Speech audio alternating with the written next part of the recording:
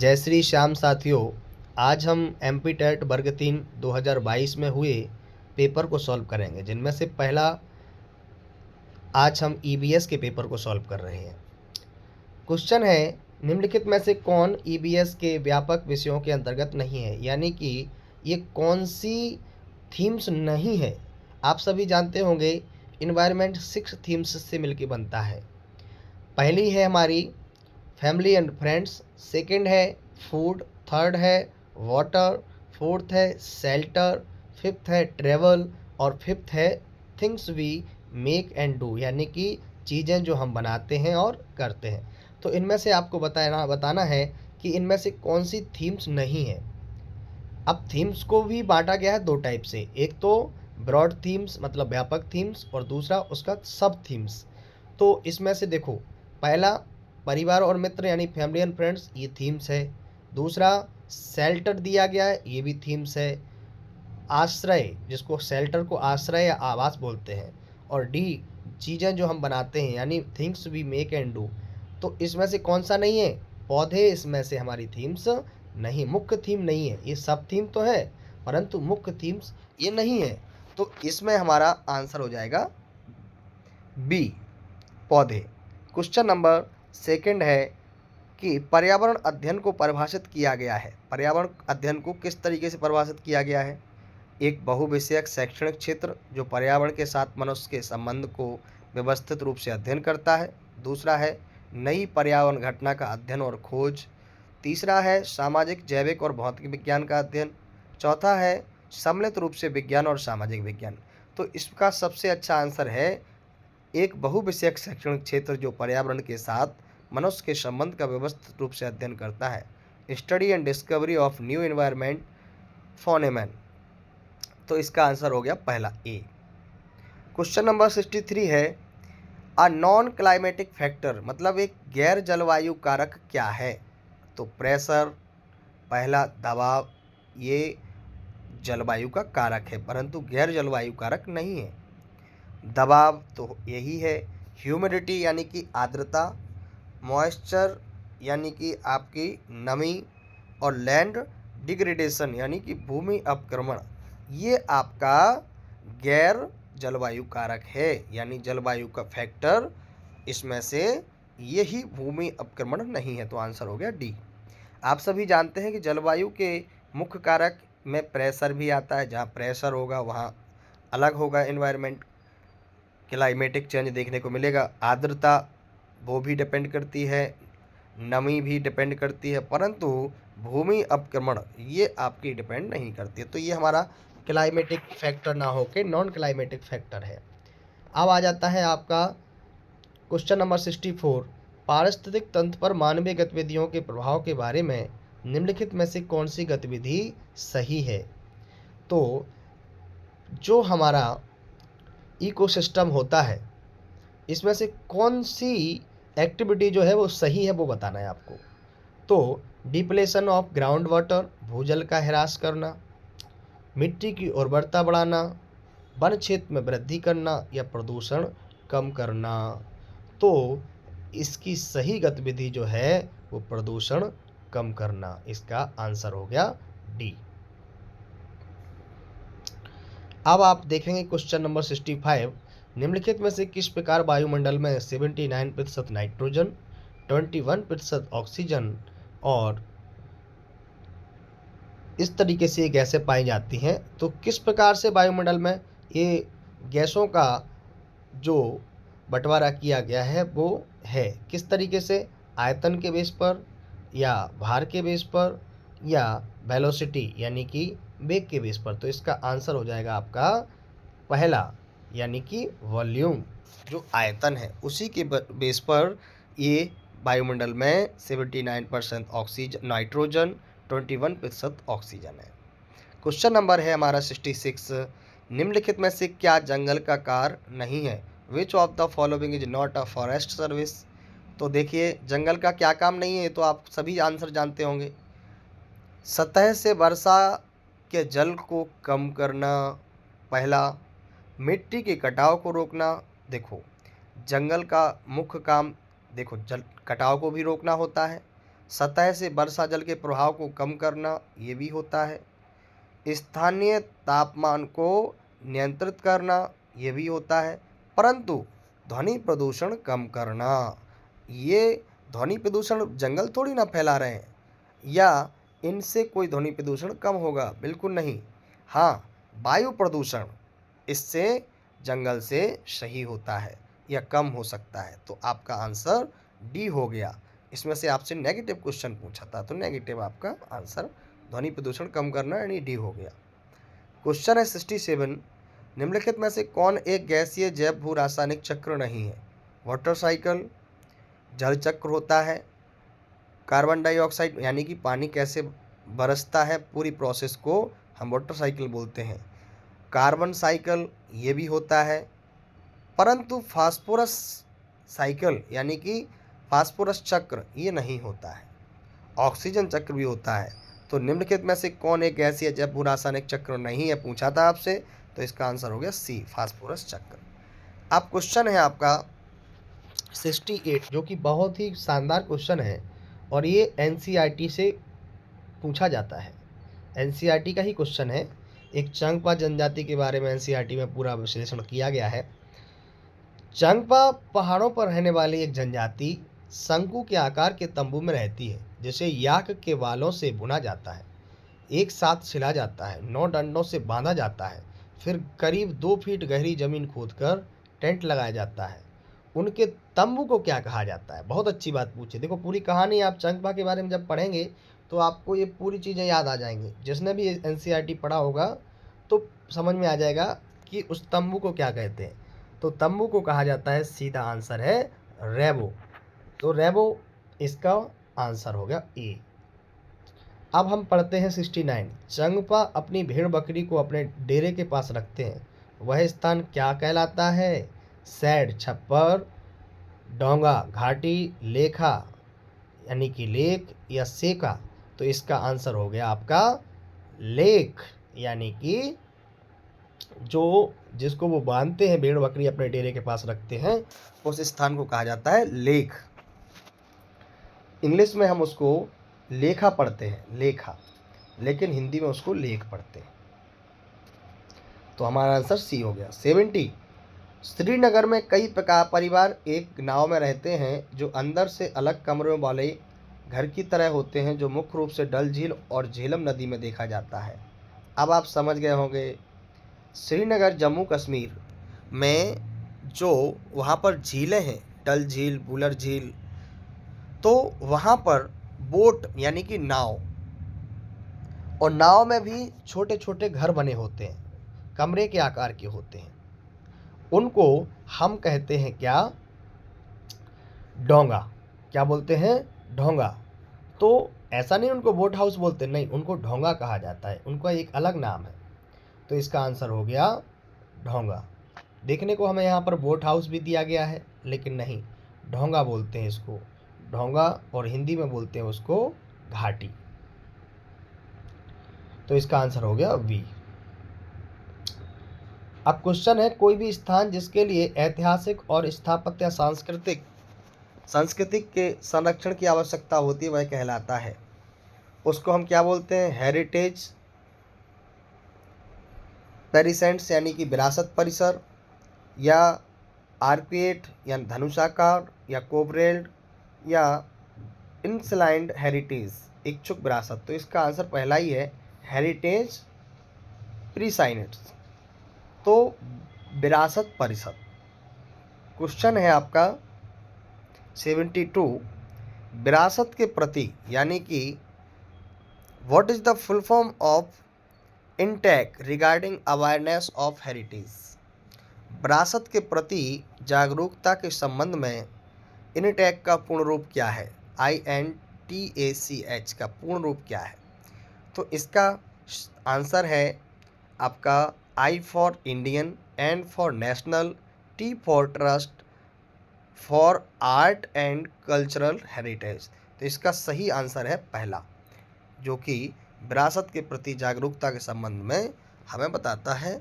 इसका आंसर हो गया Indian national trust for art and cooperative heritage, यानी कला और सांस्कृतिक विरासत के लिए भारतीय राष्ट्रीय न्यास। बहुत अच्छा answer question.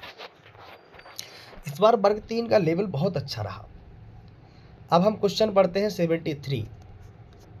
Which programme and when did the government of India introduce an objective of improving the quality of the life rural people and also to provide privacy and dignity to people?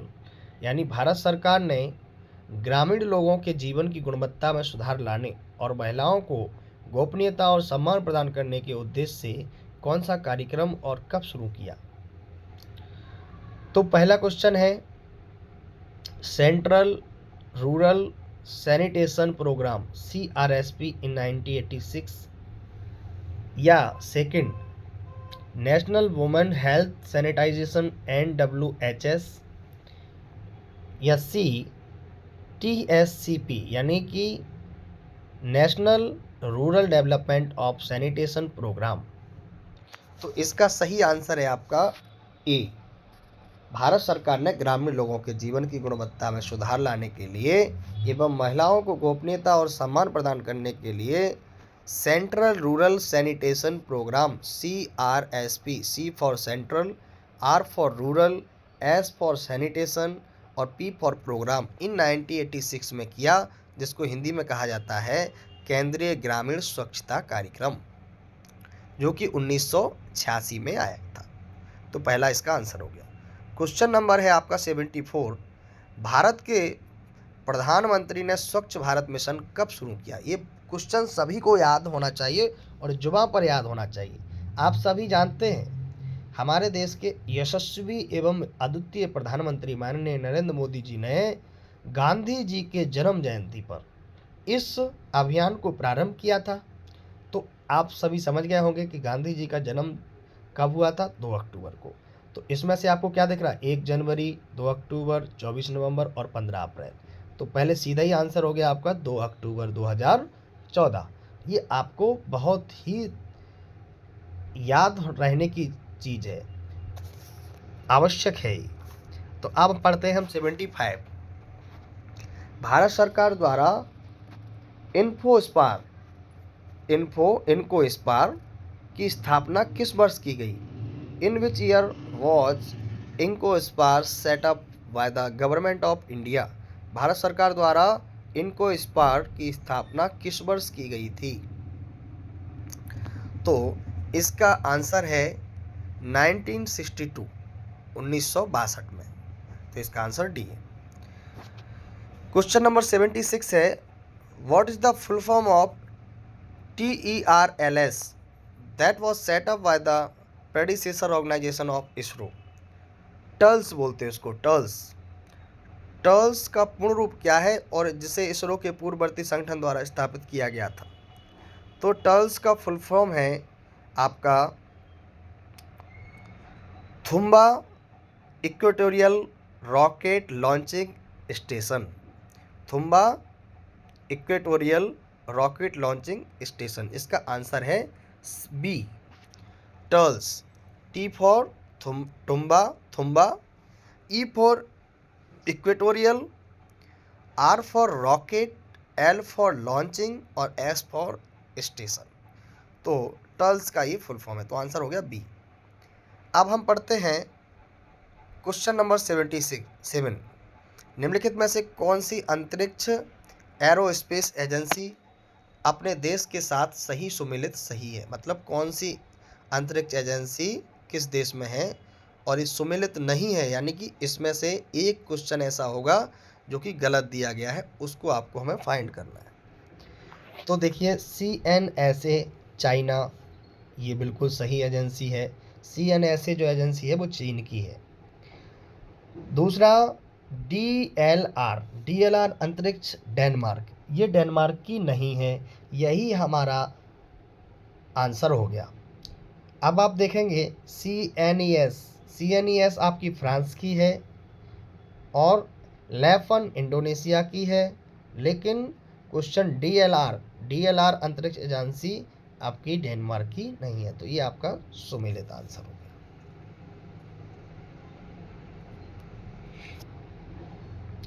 अब question है हमारा 78। भारत के पहले उपग्रह आर्यभट्ट का प्रक्षेपण द्रव्यमान क्या था, उसका वेट पूछा गया है। भारत के पहले उपग्रह आर्यभट्ट का प्रक्षेपण द्रव्यमान क्या था, तो हमें बताना है। इसका सही आंसर है 360 किलो। भारत के पहले उपग्रह का जो वजन था वो 360 किलो था। 79 क्वेश्चन है, पृथ्वी का पहला कृत्रिम उपग्रह किस वर्ष सफलतापूर्वक प्रक्षेपित किया गया था। पृथ्वी का पहला कृत्रिम उपग्रह कब सफलतापूर्वक प्रक्षेपित किया गया, तो आप सभी ने पढ़ा होगा 1957 में हमारा पहला कृत्रिम उपग्रह जिसको आर्यभट्ट कहते हैं वो प्रक्षेपित किया गया था 1957 में, 1957 में। क्वेश्चन नंबर 80 है, भारत के पहले आर्यभट्ट का कक्षीय जीवन था, मतलब वो कितने दिन कक्षा में रहा था, तो 17 साल से थोड़ा कम। क्वेश्चन इसका आंसर है, भारत का जो पहला उपग्रह है आर्यभट्ट वो 17 साल से थोड़ा बहुत कम रहा था कक्षा में, और इसके बाद वो चला गया था। क्वेश्चन नंबर 81 है, SLV-3 SLV का फुल फॉर्म क्या है आप सभी जानते होंगे। Satellite launch vehicle 3 successfully launched. SLV-3 को किस वर्ष सफलतापूर्वक प्रक्षेपित किया गया था, तो 1980 में SLV-3 को सफलतापूर्वक लॉन्च किया गया था। SLV को कब किया गया था, 1980 में, 1980 में। क्वेश्चन नंबर है 82, निम्नलिखित में से कौन सा उपग्रह SLV-3 के प्रथम सफल परीक्षण द्वारा प्रक्षेपित किया गया था, मतलब SLV के माध्यम से कौन सा उपग्रह सफल तरीके से प्रक्षेपित किया गया, तो ए रोहिणी सैटेलाइट, बी कार्टोसैट, सी कार्टोसैट 2 और रोहिणी सैटेलाइट 3। तो मैं आपको बता देना चाहता हूं SLV-3 द्वारा जो प्रथम सफल परीक्षण किया गया वो रोहिणी सैटेलाइट 3 का किया गया, तो इसका आंसर है हमारा डी। क्वेश्चन नंबर 83 है, which of the following satellite fail to reach the orbit. निम्नलिखित में से कौन सा उपग्रह कक्षा में पहुंचने से विफल रहा, मतलब कक्षा में पहुंच नहीं पाया, तो SROS-1, SLV-3D1 या SLV-3D1 या SROSC-2 या फिर NIUSAT। तो इसका सही आंसर है जो आपका SROSS-1 था, ये कक्षा में पहुंच नहीं पाया था, यानी कि विफल रहा था ये। क्वेश्चन नंबर 84 है, consider of the following satellite of ISRO. ISRO के निम्नलिखित उपग्रहों पर विचार करें। रोहिणी उपग्रह RSD-1, रोहिणी उपग्रह RS-1, रोहिणी प्रायोगिक पेलोड RTP। इसमें से कौन सा मिशन सफल रहा, हमें ये फाइंड करना है। ये हमसे कथन बेस्ड क्वेश्चन पूछ लिया गया है, तो आपको बताना है कि देखिए रोहिणी सैटेलाइट RS-D2 और Rohini satellite RS-1, Rohini technology pilot RTP, इनमें से कौन सा सफल रहा, तो हमें बताना है। तो हमारा पहला और दूसरा यानी रोहिणी सैटेलाइट RS-D2 और रोहिणी सैटेलाइट RS-1 ये हमारे सफल रहे थे, तो हमारा आंसर हो गया ओनली 1 and 2, केवल 1 और 2, तो सही आंसर हो गया पहला। अब consider the following spacecraft of ISRO. ISRO के निम्नलिखित अंतरिक्ष पर विचार करें, अंतरिक्षयान पर विचार करें। चंद्रयान-1 या मार्स ऑर्बिटर स्पेसक्राफ्ट। तो निम्नलिखित में से किसे PSLV polar satellite launch vehicle, जो PSLV का फुल फॉर्म है, PSLV का फुल फॉर्म है P for polar, S for satellite, L for launch और V फॉर व्हीकल। तो PSLV का उपयोग करके लॉन्च किया गया था। आप सभी जानते होंगे, अगर आपने पढ़ा होगा, तो इसका सही आंसर है सी, यानी कि केवल 2।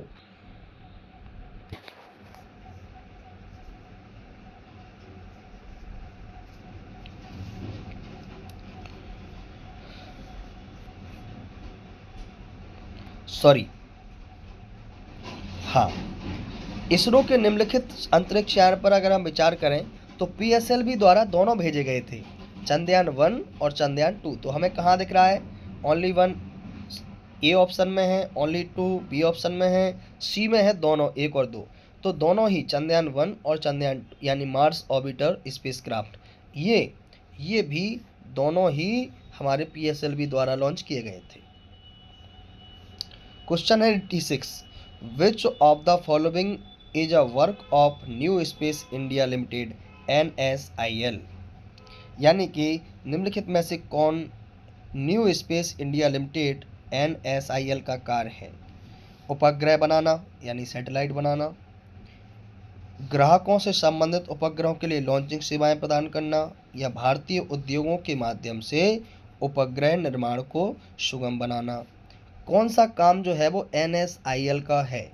NSIL का फुल फॉर्म है नेशनल या new space, N for new, S for space, I for India और L फॉर लिमिटेड। इसका क्या काम है? तो इसका सीधा आंसर है 1, 2 एंड 3, यानी कि उपग्रह बनाने का भी काम यही करता है NSIL, new space India limited, ग्राहकों से संबंधित उपग्रहों के लिए लॉन्चिंग सेवाएं प्रदान करना, भारतीय उद्योगों के माध्यम से उपग्रह निर्माण को सुगम बनाना। अब आते हैं 87, छोटे समूह में परिचर्चा के दौरान शिक्षक को क्या सुनिश्चित करना चाहिए? अगर कोई छोटा सा समूह है तो एक शिक्षक को एक डिबेट के दौरान, परिचर्चा के दौरान, ग्रुप डिस्कशन के दौरान क्या सुनिश्चित करना चाहिए? हर चर्चा लक्ष्योन्मुखी होनी चाहिए, every discussion should be goal oriented, या चर्चा में सक्रिय रूप से भाग लेने के लिए बच्चों के पास विषय के बारे में पर्याप्त जानकारी हो, या किसी भी दृष्टिकोण का मत या अनादर उपहास नहीं होना चाहिए।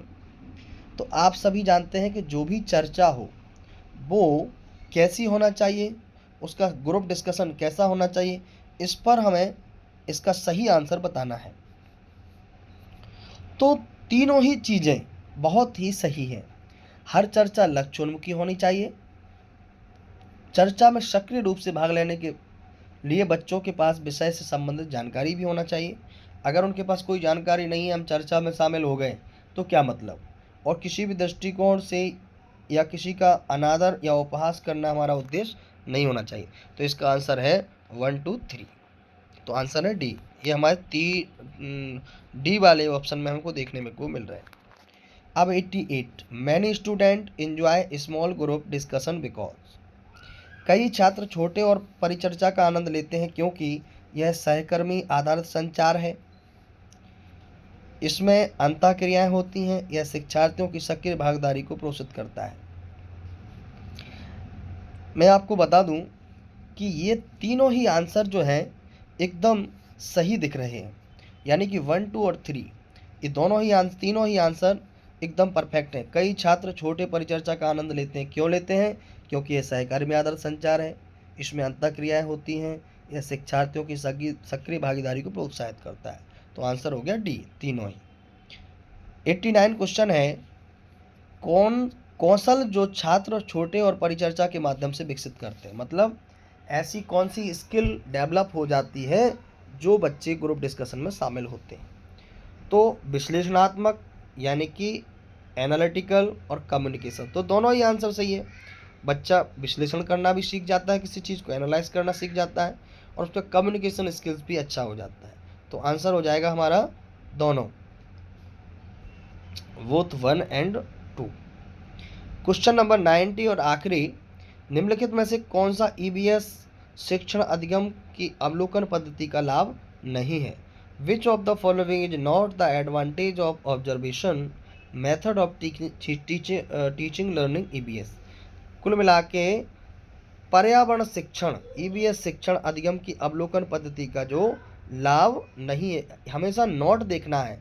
लाभ है तो पूरा आंसर ही बदल जाएगा, और लाभ नहीं लिखा है तो आंसर एक अलग देगा। तो सेटिस्फाई स्टूडेंट छात्रों को संतुष्ट करता है। डेवलप राइटिंग स्किल्स लेखन कौशल विकसित करता है। छात्रों की जिज्ञासा विकसित करता है। Encourage children to explore their environment, या बच्चों को उनके पर्यावरण का पता लगाने के लिए प्रोत्साहित करता है। तो इसका सही आंसर है कि छात्रों को संतुष्ट करता है, ये सही बात है। छात्रों की जिज्ञासा को भी विकसित करता है, ये भी सही है। बच्चों को उनके पर्यावरण का पता लगाने के लिए भी प्रोत्साहित करता है। परंतु लेखन कौशल विकसित करना, पर्यावरण से लेखन का क्या संबंध है? तो ये आपका नेगेटिव आंसर होगा। इसी के साथ हमारा ईबीएस का पेपर कंप्लीट होता है। आप सभी एक बार इसको अच्छे से पढ़ें और सॉल्व करें। पहले आप सभी का टारगेट होना चाहिए कि एक बार कंटेंट जरूर पढ़ें, एक बार कंटेंट पढ़ें और पेपर पढ़ें। ये पेपर एक बार सॉल्व करने से आपको पता चल जाएगा कि हमको क्या पढ़ना है और क्या छोड़ना है। क्योंकि पेपर क्वालिफाई करने का सबसे अच्छा तरीका होता है कि हमें छोड़ना क्या है, और छोड़ने के पहले हमें ये समझना है कि पेपर कैसे आता है। तो प्रीवियस पेपर आपके लिए रामबाण औषधि है। जो आप सॉल्व कर लेते हैं, आपको पता चल जाता है कि हमें पढ़ना क्या है, कौन से रास्ते पे चलना है।